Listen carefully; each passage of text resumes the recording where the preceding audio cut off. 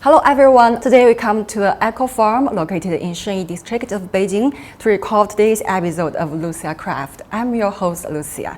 Today we are joined by my guests Morten and Emily. Hi, I'm Emily Luo. I'm the Senior Strategy Advisor of Velux China. My name is Morten Holm. I'm an architect, Danish architect, and I've been in China. I'm also like Lao Beijing now because I've been here for 16 years. Okay, warm welcome, my guests. So the first question I will give to Morten. Do you remember when and why you came to China first, and what's your impression when you first came to China? First time is actually around 2001, and we start after 2001 to do projects in China almost immediately, and doing a couple of projects every year. At that time, you can say pre the Olympics, so all the construction started to catch up to prepare for 2008 and so on. You can see cities grow in real time. I think particularly in the last 5-10 years, you can see how the understanding of how to become also not just importing ideas of how to do urban development, but also starting to share, co-develop, and even maybe exporting ideas about how to make urbanization happen. When my family came here the first time, it was just, flat green field. There was nothing here. But now we have 8,000 trees with different kind of produce that can feed us from May with the cherries and then on to peaches and so forth until November. Emily, is this first time for you to come here to the farm visit, or you have been here before? No, I think this is the second time for me. The first time I think is in 2022. I think early spring. I think there's the change a lot. At the beginning, that I think Morten said, I'm really looking forward to see the rabbits, the roosters, and some animals. But now you can see this is everything is getting ready and ready for the clients to come to visit and to play. It's fantastic. So how did you two just met with each other, know with each other? Just because you first came to the Eco Farm or some other opportunities? I think we know each other from the business community, and also we have worked together on different projects with using the Velux products. When we focus on the active house and sustainable architecture, just you have some the common zones about the events, because Velux also focus on the active house at Extra. Can you share more information of Velux China with us? In 1941, our founder, Mr. William Rasmussen, invented the roof windows. We bring this Velux China company into the Chinese market in 1988. So now, after more than 30 years, Velux China, we are like the indoor climate solution provider. Morten, as an architect, I know there is a zero carbon building that's designed by you. So one of the projects we had, I think around 10 years ago, approached by a collaboration between the Danish embassy and the Nanjing Gaoxinqu, like Nanjing high-tech zone in Nanjing.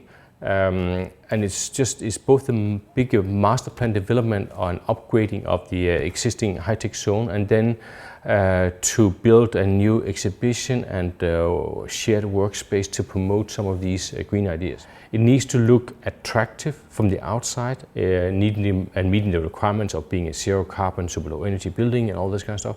And it needs to be an attractive indoor workspace and attract people to be using and having a great life inside. So what about the temperature? Because when the summertime we need air condition, when during the winter time we need heat. So how to solve this problem? I think 50% of it is just by making the right design. So if you look at this space, so the overhang we have here, I calculated depending on how much, say, sun angle you have in the summertime in Beijing. So we shut out that solar heat load that we have in the hot winter or summer of Beijing. And then coming this September, October, November, then we actually want to invite the sun to come in to heat up the space. And the amount of glass the garlic here we're drying, and also the aizao. I don't even know. Oh yes, I what know it's it's called. the Yeah. word. So aizao, that what is hanging here traditional to dry up on the facade. It's not just for decoration. It also helps to filter and reduce that heat load in the glass facade. And then we use the heavy materials on the lower floor that can help a kind of battery or to outbalance, say, accumulate some of the heat during the day and then offset it in the nighttime. So by smart planning, you can do the first 50% at least. How long it takes you to design the building that time for the? It's a longer process, and most important is it's not me with my fantastic brain and my smart design. It's a lot of people that are involved, including also manufacturing people from the Skylight team. And I noticed this picture, Emily. So you want to share with us? It's a building in Copenhagen.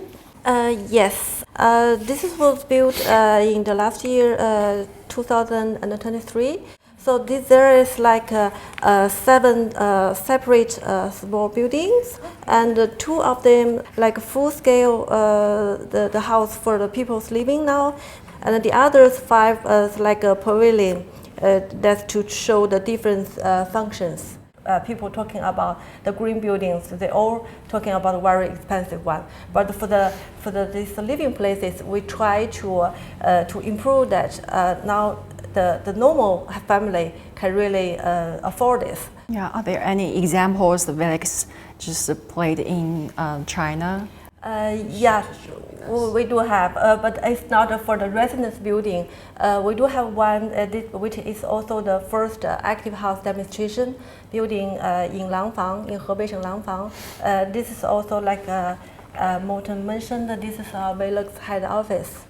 In future, in your opinion, how can China and Denmark just further strengthen cooperation in the active house and the sustainable building spaces areas? You know, everything with the nature is like our daily life. I think we really need to emphasize that first we need to protect the nature. It's not only for the buildings, like we talk a lot regarding the buildings, we bring the nature outside in, and we also bring the people to outside. I think this is sustainable life for the humans and for the next generation to learn about or to try to think about. Or maybe relearn. In the Western culture in the world, including Denmark, there's always, for a long term, there has been this kind of nature and culture, so it's seen as 2 opposites. But in the Asian countries, including China, it is connected. It's a continuum of things, so there's not this kind of contrast between nature and culture in the same way. So I think when you have this fast urbanization in China, maybe it's more a question of how to relearn this kind of connectedness to nature, and also how to bring nature into the cities in a new way. Yeah, and it's very pleased that more and more next generation can benefit from this process, the bilateral cooperation and strengthening further cooperation. Thank you, my guest. Yes. Yeah, and thank you for your time. Let's say bye-bye. Yes. Bye-bye. Wow. See you next Bye-bye. time.